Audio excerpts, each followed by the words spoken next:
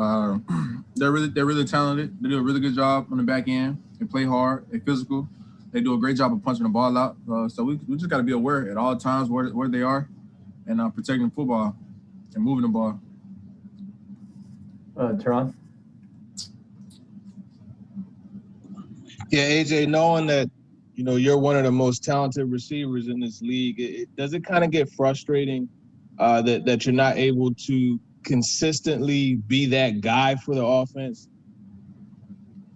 I want to say frustrated in that aspect. I more so get frustrated as when we don't win. Okay.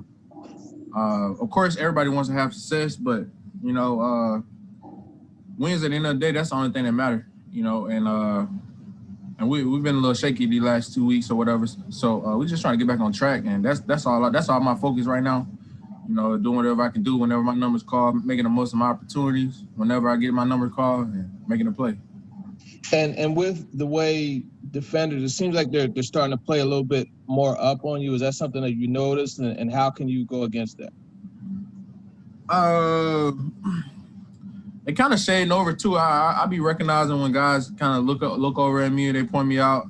But that's okay. That comes with it. I just gotta trust the scheme of the offense to let somebody else get open at the time, and whenever my opportunity comes, I make the most of it. So, thank you, Buck. What's going on, AJ? Obviously, in the playoff game, when you guys beat them in Baltimore, the passing game wasn't a huge part of what was going on. Derrick Henry doing a lot of the work there, but as you kind of look at this matchup coming up, how can the passing game have a greater impact in order for you guys to have success? The last couple of weeks we haven't been really too good in the air. I think it's fair to say that.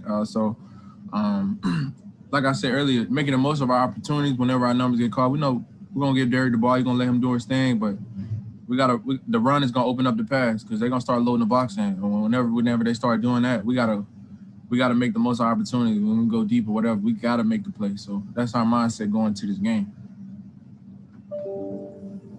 Terry?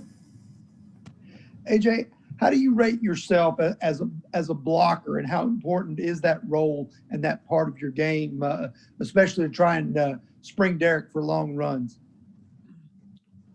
Oh, it's usually one guy. That's what we talk about here. We gotta block. I mean, if I'm gonna rate myself, I'll probably give myself like about an 8, 7 or 8. But knowing Derrick can spring a big run any moment now, you just gotta stay on your toes. You gotta stay on your toes and make sure your guy don't make the tackle, because he can change the game any second now. Kaylin? Hey, AJ, I hope you're doing well. How hard are you on yourself when it comes to, games where you might have a drop ball that you could have had? And I know that Ryan Tannehill also said that he kind of talks with you guys to kind of shake it off. What's that process like after a game like that for you? During the game, if I have a drop, I try to go on to the next play immediately.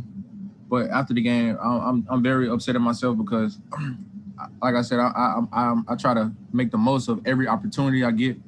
And you can't have drops. And so after the game, I'm hard on myself about it. But during the game, I try to get rid of it as soon as it happens. So I just try to move on. So, David? Following up on that, AJ, when you say you're hard on yourself, do you go back and look at it a couple of times? Do you just kind of replay it in your head? Like how do you go about beating yourself up, I guess? I look at it and see what side of what the angle of the ball, and then I'm making sure I'm catching those angles at practice, at home. I'm making sure I'm doing everything necessary so it don't happen again. It's gonna happen. Michael Jordan didn't make all the shots, but he definitely made a lot of them. So I'm gonna have another drop. That's just how it is. That's just position. That's just how it's gonna go. But I'm definitely hard on myself when it comes to it. I try not to have any drops. So. Look at Larry Fitzgerald. I don't know when he had a drop. Last time he had a drop. So that's something you thrive for. Jim?